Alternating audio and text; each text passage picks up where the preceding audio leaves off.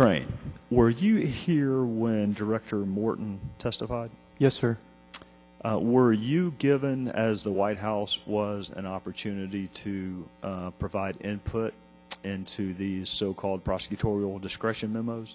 None, sir, whatsoever. We actually met with the agency the day before they released the memo, and they didn't even tell us it was coming out, so we heard about it from the news like everyone else. And what was the reaction of the line agents? Well, I think it's the same as it is today, sir. There's still a lot of confusion in the field. I know that Director Morton said that he had discussed this with the field office directors, but I can promise you that information is not making it to most of the rank and file officers out in the field as to what exactly we're supposed to do with this memo and how we're supposed to enforce it. So overall, a lot of confusion and frustration. I shared with him, as I will with you, and I will also thank you for your service as I did him. You know, politics is in everything. You can't. You can try to avoid it. You can run from it, but it's in almost everything. I just wonder if it's not too much to ask that we keep it out of the criminal justice system as best we can. And it just strikes me that there's a political undertone to these memos. Am I wrong? Is it devoid of any politicization? Is this strictly a law enforcement resource priority issue, or are there some political undertones that perhaps haven't been addressed? Well, as a union, I can tell you on behalf of our officers and agents that we definitely believe this has political overtones. When you exclude your law enforcement officers, the folks that have the technical expertise in the field from any kind of development of policies, and you bring in special interest groups, which I know Director Morton said that groups weren't brought in for this, or at least to his knowledge, but I know they have been for previous policies. That's been the environment that we've existed in, and it seems very evident to us that it's about satisfying those groups and not developing sound law enforcement policies. We could be an important part of that. We could make that happen, but the administration and Director Morton and Secretary Napolitano are not interested in that. And when we look at things like the prosecutorial discretion memo, it's not good law enforcement, especially when they put it out to the field and don't even tell us how to enforce it or give us any guidance.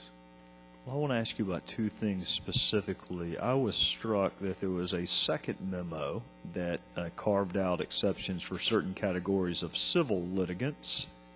That struck me as ironic, may not be the right word, but I probably can't use the right word in a public hearing. So let me ask you about part of your testimony. You created a fact pattern by which you could be executing a search warrant, executing an arrest warrant, and you are forbidden by policy from interacting with certain categories of people that are on the scene. Did I hear that correctly? Surely I did not. That's correct, sir. Actually, we did provide some internal documents to Chairman Smith. He had actually invited me during the last testimony to do that. He was concerned about protecting the identities of our agents that might come forward because of the fear of retaliation. I'm sorry, sir, I lost my train of thought there for a second. But we're talking about execution of search warrants and whether or not you could interact with certain categories of people who are present at suspected crime scenes, or whether you were forbidden by policy from being able to do that. Correct. If I can just actually, I have some statements written down on a piece of paper here that came from some of those documents. And these are deputy associate directors. So they're at ICE headquarters, top of the food chain. If the aliens you encounter are not criminals, they will not be arrested. I am telling you to walk away from a non-criminal fugitive, or am I telling you to walk away from a criminal or non-criminal fugitive reinstatement? Yes. Why are you wasting your time talking to everyone else in the house? Only targets will be arrested. There will be no collateral arrests of any sort. So when our officers go into these houses, at least during some of these operations, they are being told, you will not talk to anyone in that house. You will get the target and you will get out.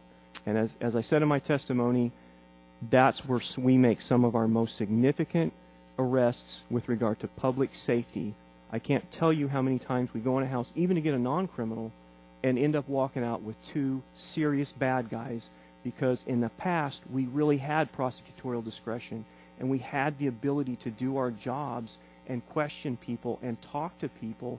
And by doing so, like every other law enforcement in the agency or in the country can, we were able to identify far more serious bad guys than we could ever do just looking for simple targets. Thank you, Special Agent. Thank you, Mr. Chairman.